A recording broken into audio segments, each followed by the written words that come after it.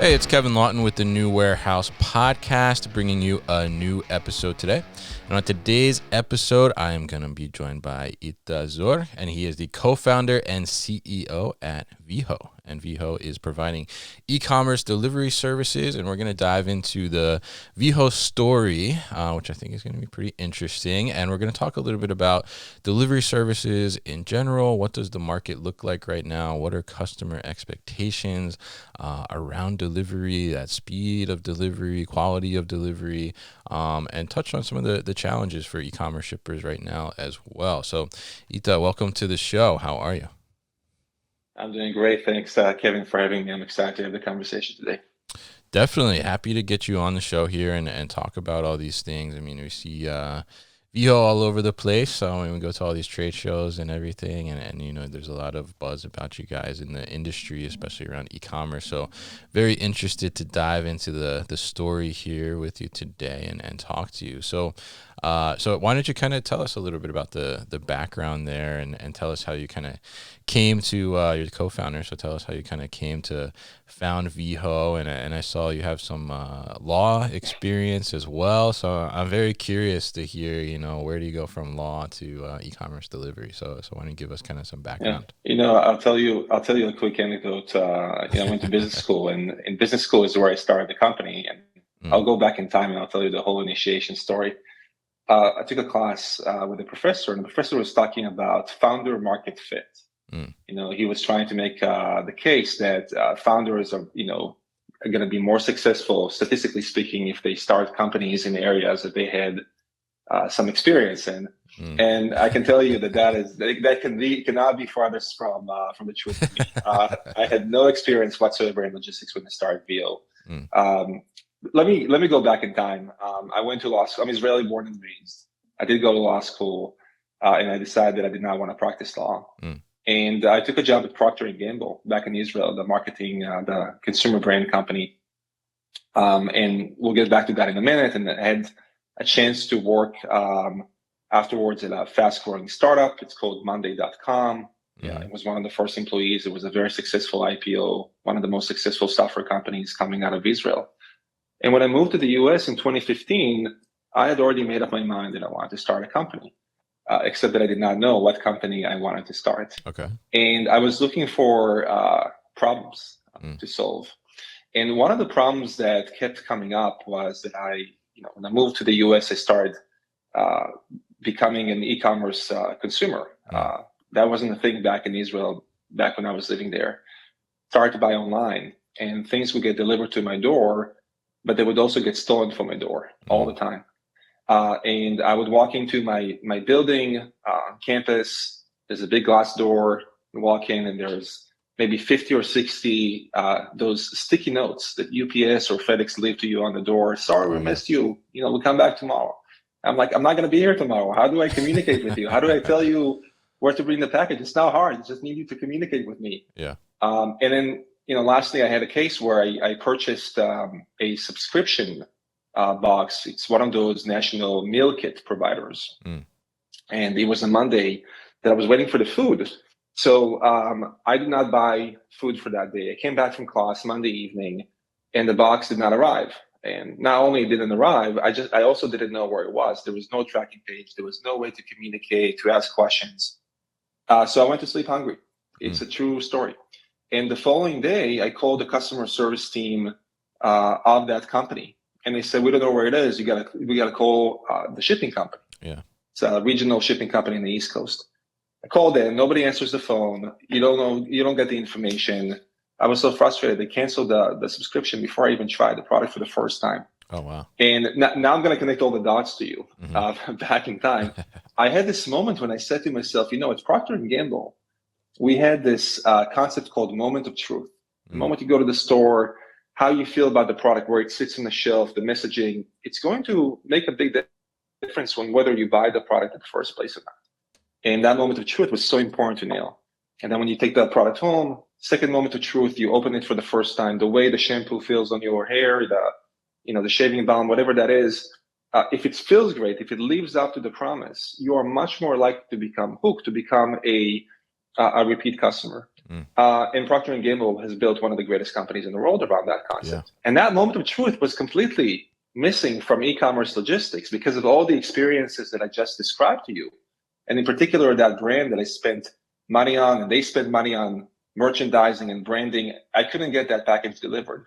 And I decided that it's about time to start solving that and create a new moment of truth for e-commerce logistics and bring the brand experience all the way to the consumer door experience. And by doing that, create this repeat purchase, the customer loyalty that was so missing from that game. So that's the initiation story. Interesting, very interesting. So, all because you were hungry one night. I think that's a good, good motivator, right? The necessity is the mother of all invention. So.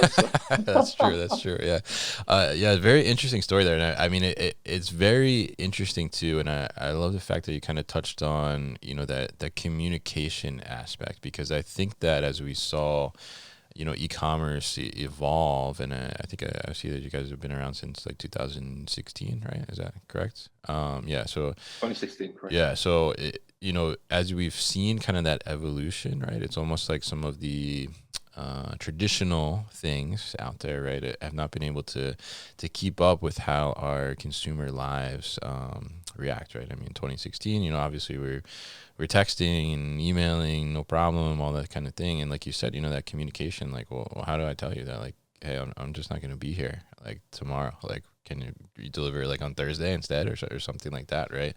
That was certainly missing. And so it's great that you took kind of those painful experiences, I guess you could say, and took them and tried to solve for that. So I'm curious though, I mean, how did you think about, because obviously we talk about package delivery, and top of mind is UPS, FedEx, right, the big guys that have been around forever.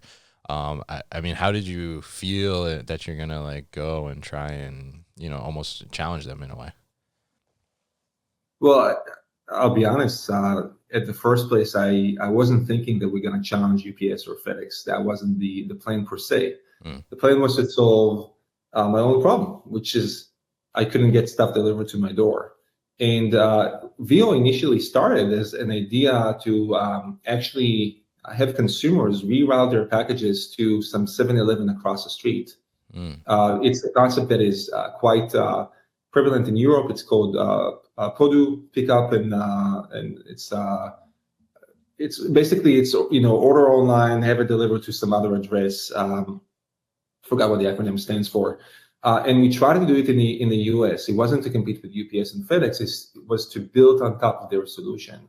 And that's the business that I started. And I went and I snuck into apartment buildings to put like slippers on people's doors to have them sign up. And nobody signed up, like 0 people signed up. I spent an entire summer on this thing. It went nowhere. So from there, I had to ask myself, okay, what else do we need to do? And then the next idea was to build a solution for existing delivery companies.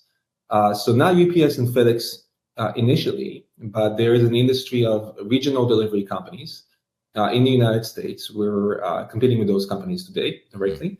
But initially, the idea was to build a solution that would allow them to have better technology to communicate with end customers and to use individuals in their personal vehicles, crowdsourced drivers, if you will, in order to provide a better delivery experience. We can go into why that matters. And we started working with one of those companies. That's how we started to build the internal solution, except that as we try to sell to more companies, some of those companies saw us as up-and-coming competitors. And then, in retrospect, it wasn't the intention, but in retrospect, they were right. And because of that, we couldn't get traction. So then we had to ask ourselves, what do we do next? And we decided to go and compete directly. You asked about UPS and FedEx. And, back in 2018, 2019, when Veho was still in its, very early stages, I was listening to a podcast. I think it was How I Built This. By the way, I love podcasts. Yeah. I used to produce a podcast myself. Okay. Before Veho, we didn't even get to that. That's how I became an entrepreneur. So maybe, you do that as well at some point. And the podcast was, I think it was How I Built This, and it was with the CEO of Stripe. And he was saying something very interesting. He said, when we were a startup, companies were asking us, like investors were asking us, how are you going to compete with the big guys? And he said, I was always thinking that you can go to one of those large companies' websites. They have all the money in the world, but at least 5 years ago, those websites, tended to be very clunky and technology very clunky. And you may ask yourself, how come very large companies that have all the money in the world have these like very clunky websites?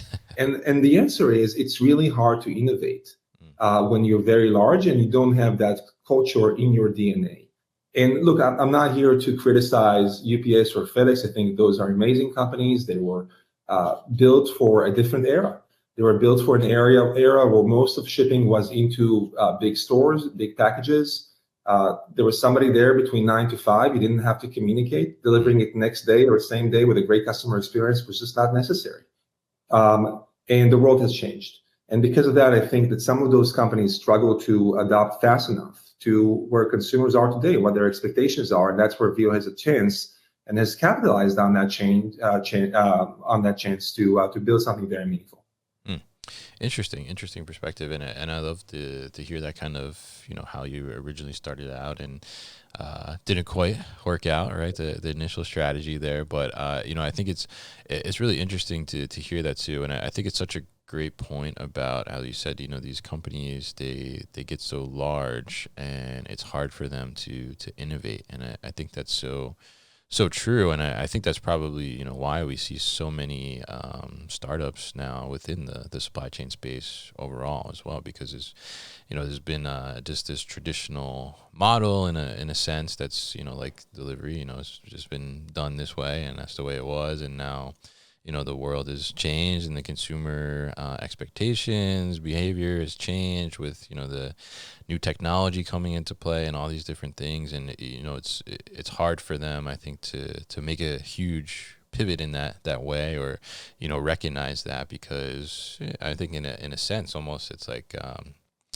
almost like the company has the ego a little bit, right? They're like we're the biggest delivery company in the country or in the world, right? So like, everybody's going to come to us. Of course, we have the brand name, right? But it's certainly, as you start to kind of chop away at that, it's like, well, there's bad experiences happening, and then that just kind of, somebody gets a taste of a better experience, and they're switched, right? So I mean, I think it's really interesting to hear kind of the insight from you on that side of things. Now, as we talk about kind of the Veho experience, I guess, right? We're talking about customer experience here. So, what would you say kind of sets the experience when utilizing Veho apart from some of the other delivery services that are out there?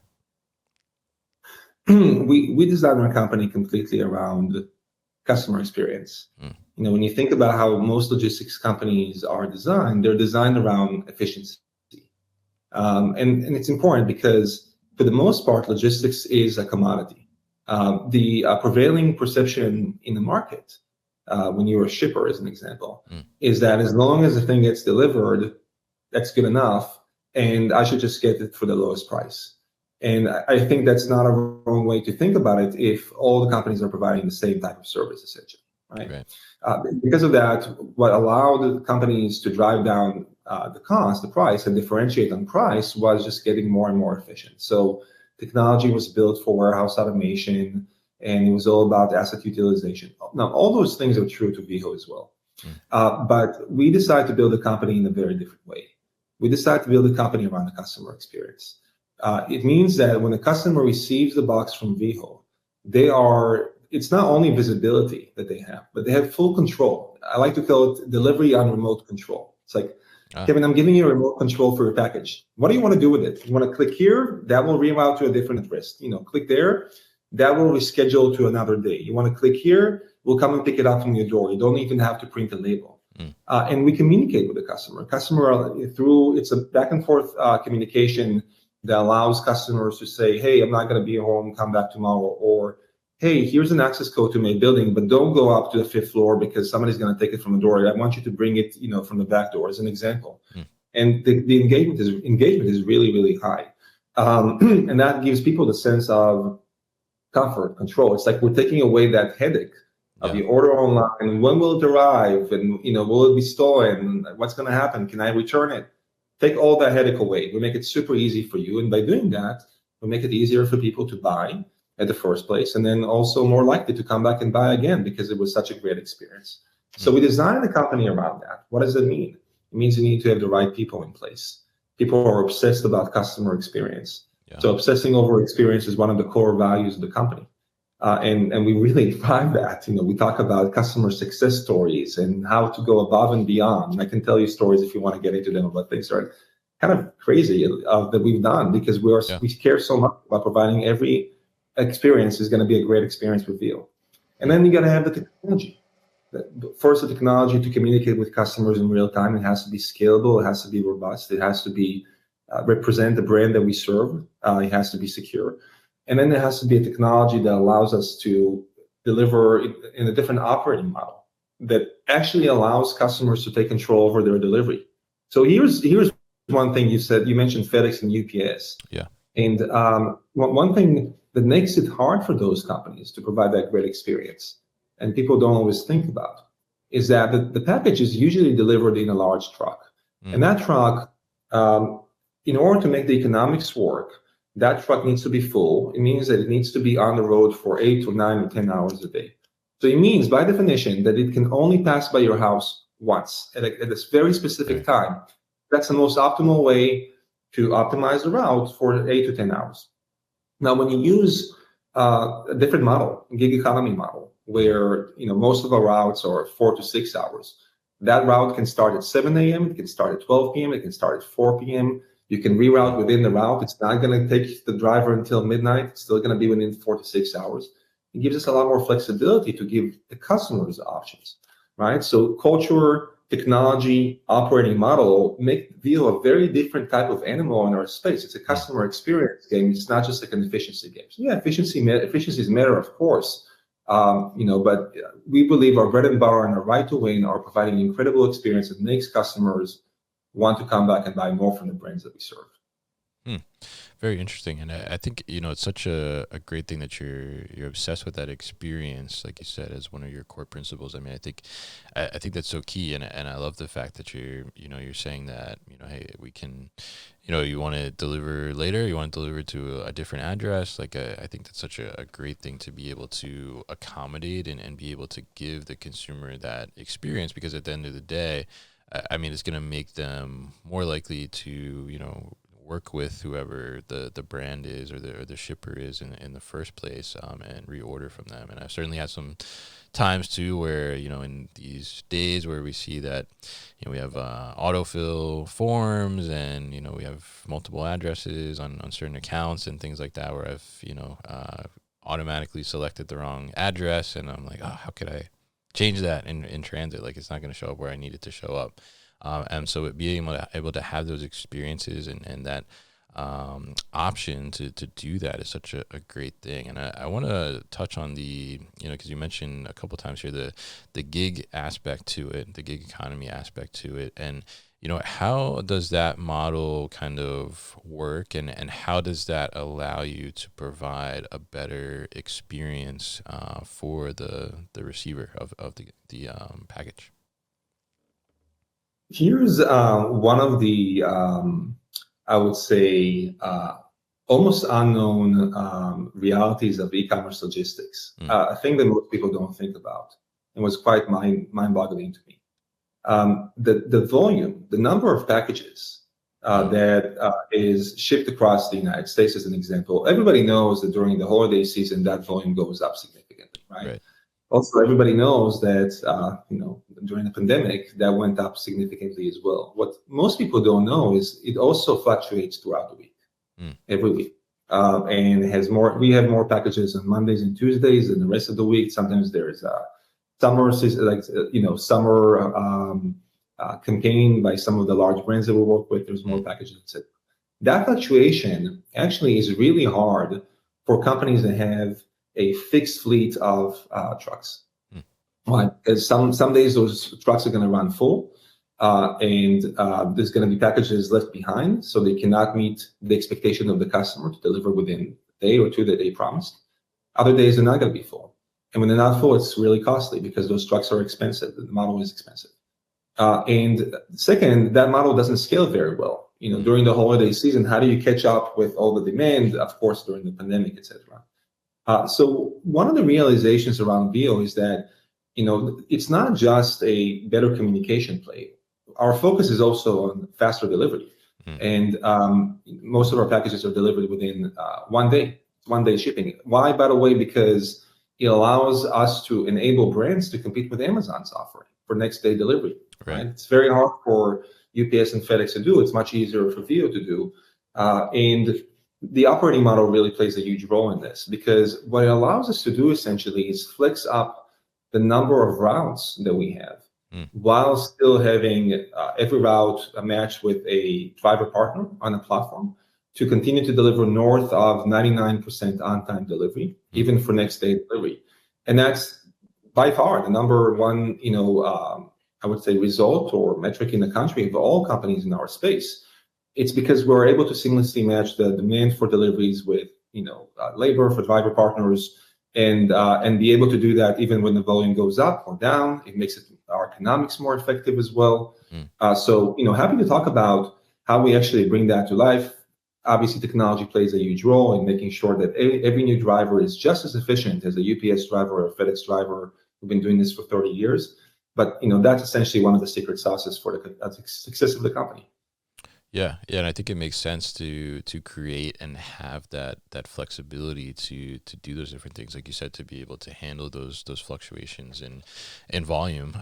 Because if you have your own fleet of trucks, even, I mean, you probably for part of the year have some trucks that are just sitting empty waiting for peak season, right, to be ramped up and all those different things, and maybe you don't have enough even at some point, right? So being able to bring in these gig workers and have them utilize their vehicles and things like that, I think gives you a lot more flexibility, almost infinite flexibility in a sense, maybe not infinite, but a lot more flexibility extended, right? So, I mean, how does that work, right? Because if we look at, probably the most known, gig economy thing out there is Uber, right? Or Lyft, right? And, it's pretty much anybody with a car could just pick you up, right?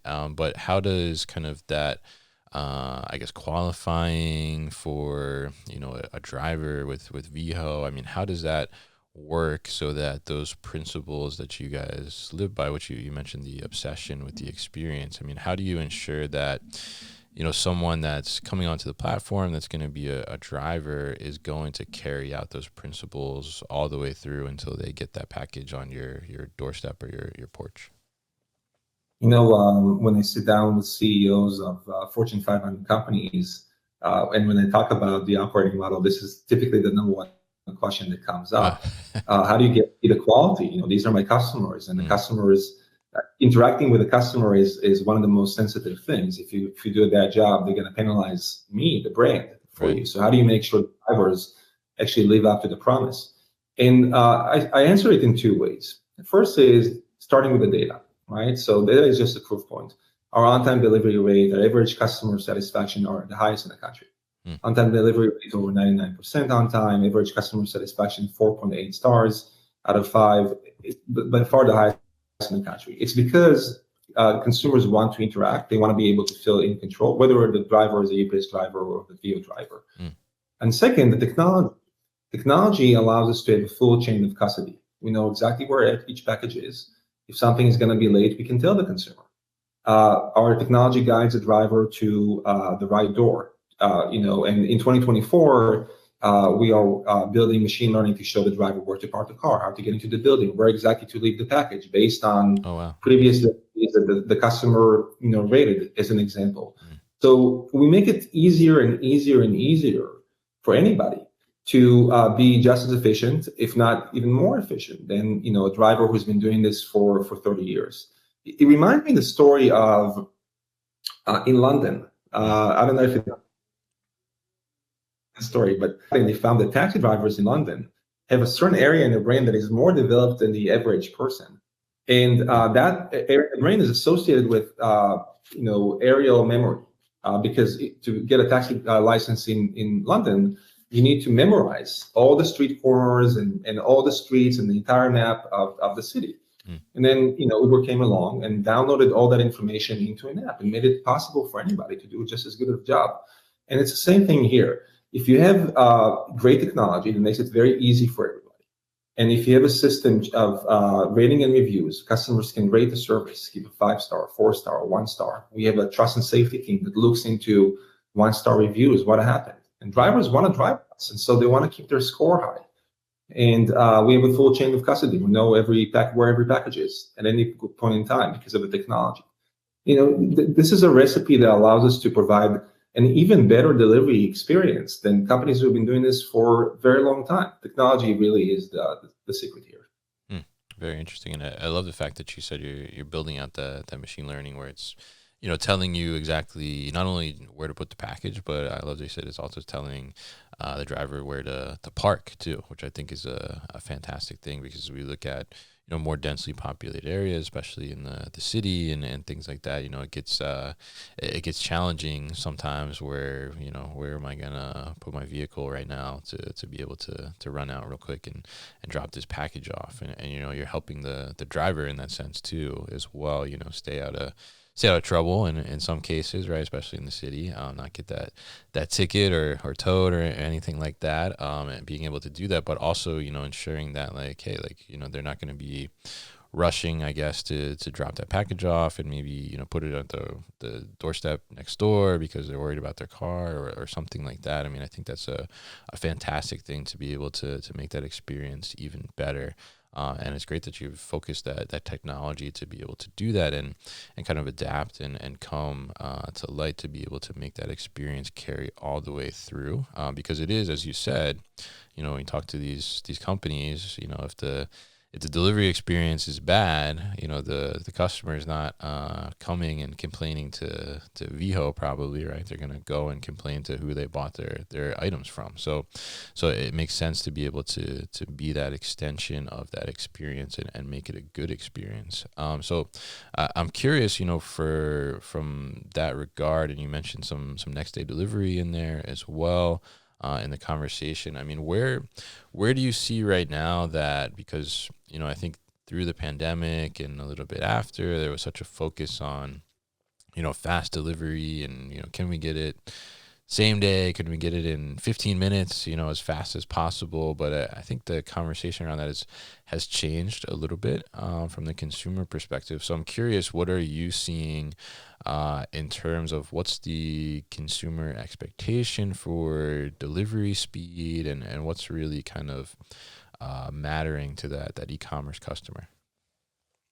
I read a study recently by a company called OneRail, and it showed it broke down the key reasons why people abandon their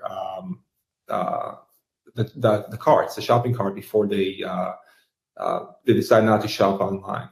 And the number 2 reason of all reasons is not having fast delivery options.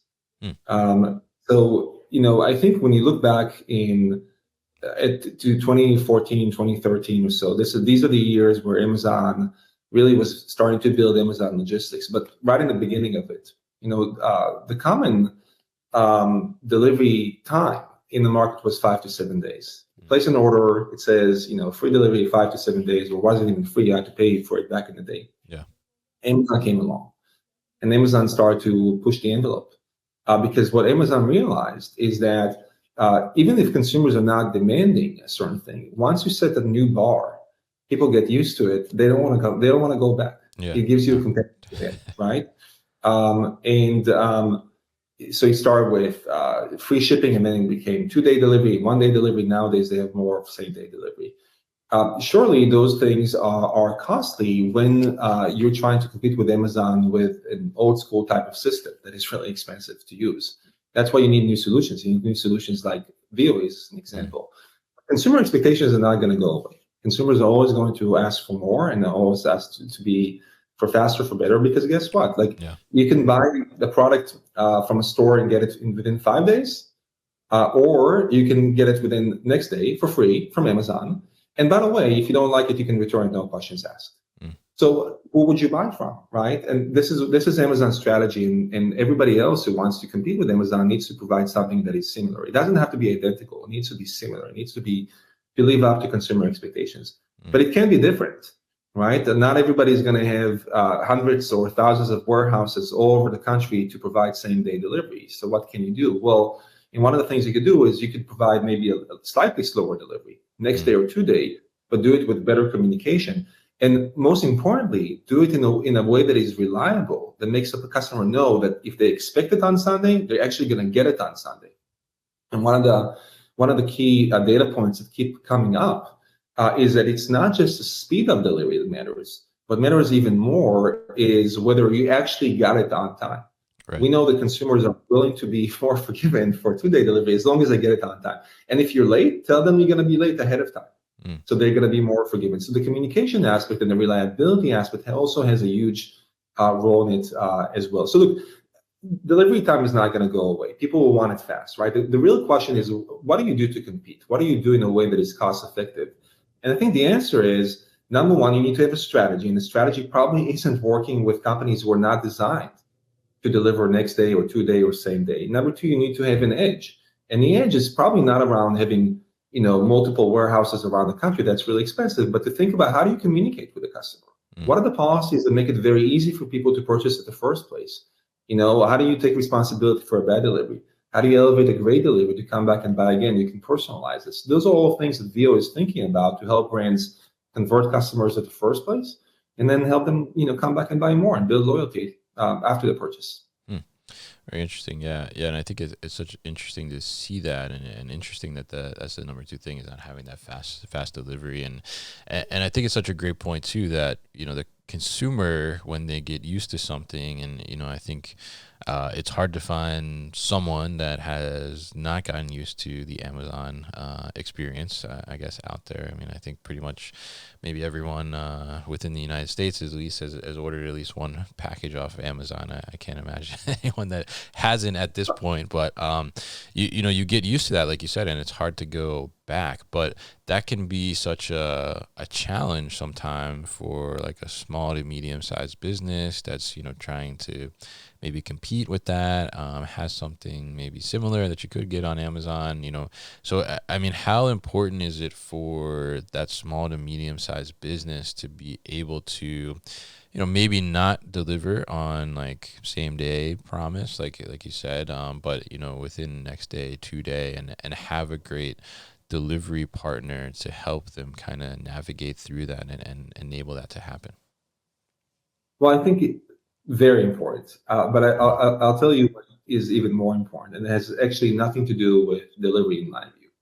For small and medium-sized businesses, it's going to be impossible to compete with the big guys if you don't have a true brand differentiation, right? Consumers, look, everybody has access nowadays to the same products that are manufactured in Asia, and are cheap, and everybody can sell them online. Nowadays, some of the Asian manufacturers sell directly to the United States without even having an American company to sell this through. So if the products are the same products or similar products, and the websites are very similar, folks who are using Shopify, it's a great tool, but those websites, everybody have the same capabilities. You have to think about how to create differentiation with your customer. So you either build something very different product, or you build a credible brand. An incredible brand also means an incredible customer experience, right? And making sure you have great customer service, take care of every customer, make sure they feel valued. So within the customer experience, now you have to start thinking about delivery, right? What is a great delivery experience? It's probably not 5 to 7 days. It's probably faster than that. It's probably 1 day or 2 day, whatever customers are, expecting nowadays. I mean, but it doesn't have to be the fastest quite yet, but it needs to be sort of on par with what other companies are providing. And in the past 7 or 8 years, there has been a major shift in the warehousing space. We're talking, this is a warehousing podcast, right? So this is interesting, not necessarily what Veho does, but certainly what Veho capitalizes on. There are a lot of companies out there, some of them are technology companies, that allow, small and medium-sized retailers to deploy their inventory in multiple places around the United States. It's like an Airbnb for warehousing. We work with some of those companies, won't mention names. So you can actually, if you get sophisticated with some numbers and analysis, you can actually think, well, in Los Angeles, most of the consumers buy these 20% of SKUs. I should deploy those SKUs at a warehouse outside of Los Angeles. I don't have to run it myself. And then all of a sudden, I can work with a local company to get the stuff from the warehouse to the consumer door within a day or two. Right? There's a cost to it, for sure, inventory management cost. But there's also the added value of being able to increase sales, increase conversion, increase customer retention. And the real money in e-commerce is not on a single purchase, not in most cases. Well, you can make money on selling a car once or selling a very expensive set of glasses once.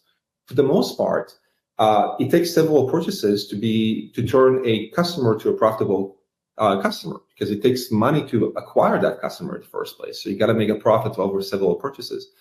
So brands, in all that context, the small and medium-sized companies need to be thinking about how do you create great customer experience that leads to repeat purchase, high customer lifetime value that makes the customer profitable, and then think about how do you manage your inventory in a way that allows you to work with more regionalized delivery companies that provide a great experience and faster delivery. That's how I would think about it if I were in their shoes.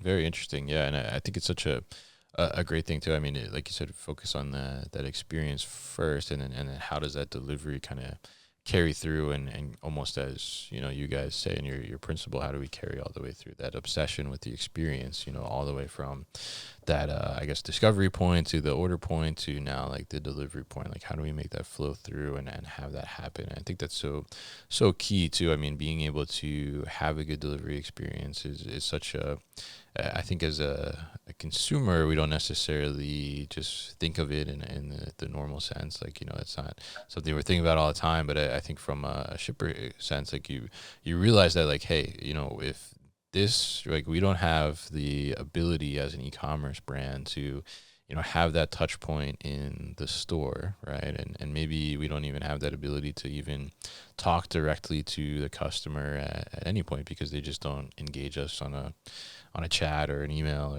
or whatever the case may be. But, when they get that product, that's when we have like a moment to shine, right? Either, first our product needs to be good, right? But also like, is it coming when it's supposed to, is it delivered where it's supposed to be, and all those things. So I mean, it's such a great thing to see kind of that focus on the experience overall, and how you're able to leverage what you've built to help businesses be able to provide that experience too. So I think it's really fantastic how this is kind of developed, and you're solving your pain points. So I mean, I got to ask, I mean, are your deliveries better now? What do you say? Yeah, mine. But hopefully for many other folks, we cover a third of the U.S. population now. We want to become a national player soon. One thing we didn't talk about as part of the experience, and I think it's so critical nowadays, is the returns experience. And that relates directly to your previous question, Kevin, about small to medium-sized retailers. If you have a warehouse in the middle of the country, it may be expensive for you to deliver 1 day or 2 days, again, unless you decide to deploy your inventory in other warehouses. But one thing that may not be very expensive for you, it can actually be a competitive advantage for you, is the ability to enable doorstep pickups from your consumer doors. Because guess what? You don't have to have a warehouse there. The customer already has the inventory and product in there. And one of the things we find is that more and more consumers make their purchase decisions based on how easy the returns is. And many e-commerce companies think about returns as a cost center. It is a cost center, right? Ideally, the customer buys something and they keep it and they're happy. Yeah. But I think the better way to think about it is not necessarily a cost, but more of a ROI. Well, the customer may return it once, may return it twice, but because they return it easily, they're much more likely to come back and buy more. They're much more likely to place an order in the first place. They're much more likely to buy 3 products, maybe return 1 and keep 2, right? So there are multiple ways for a customer to become profitable within the returns. And, a lot of the larger players, may be slower to move on returns, where the small merchants can be the ones who actually enable it faster to provide that type of great delivery experience. So we're seeing a lot of momentum with some of the up and coming brands And some of them are not necessarily very large companies. There are large companies we work with who also enable returns, but some of the brands that are more like small to medium size, because they believe that value of a great customer experience on the delivery, but also on the returns, which is a key differentiator for them.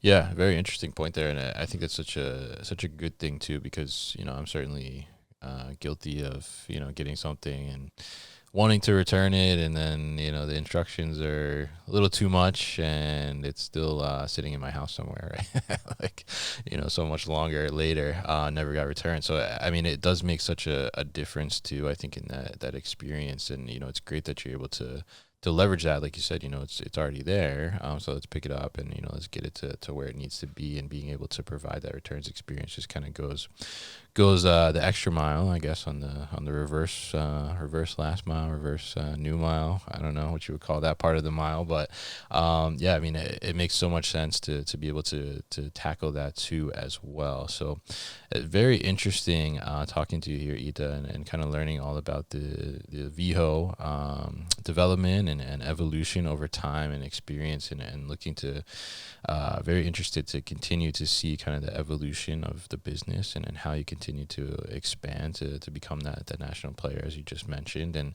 I think you're already getting a lot of traction there, as we see in the e-commerce world. And I think focusing on that experience is going to take you very far. And I think that's such an important thing for the consumer to be able to have that, and have that flexibility, especially in an e-commerce world where consumer expectation continues to evolve, and pretty much evolving to becoming more demanding, I guess we could say, in a lot of ways. So very interesting to talk to you here today. And if people are interested in learning more about Veho, what's the best way to do that? Easiest way, go to our website, shipveho.com. We're also on social media, LinkedIn, and looking forward to being in touch. All right, great. And we'll definitely put all that information at thenewwarehouse.com as well, so people can easily find it. So Ita, thank you so much for joining me on the show today, and thank you for your time.